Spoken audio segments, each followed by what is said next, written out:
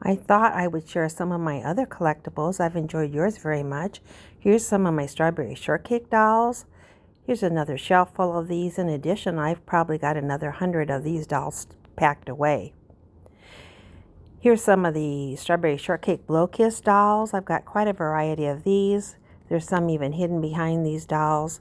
And in the next picture, here are a few more mixed in with a few other dolls. The next picture is my strawberry shortcake mini collection. And again, this has other minis mixed in, and I do have more of these minis packed away also. Now on to some bigger items. This is the strawberry shortcake berry case used to carry your dolls.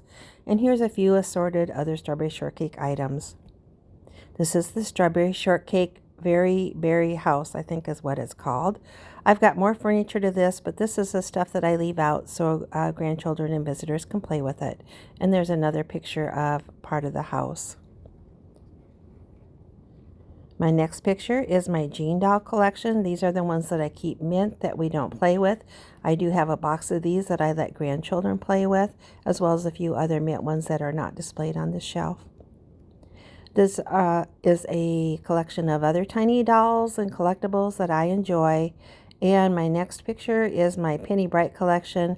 I like to collect things in multiples apparently. So these are my Penny Bright dolls. You can tell I'm very, very fond of her.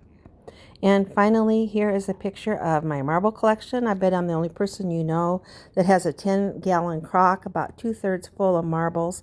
They're big, they're small, they're new, they're old. There's one of everything in there. There's thousands and thousands of marbles in there. And of course, I have probably lost a few of my marbles. I bet you're not surprised. Thank you for joining me.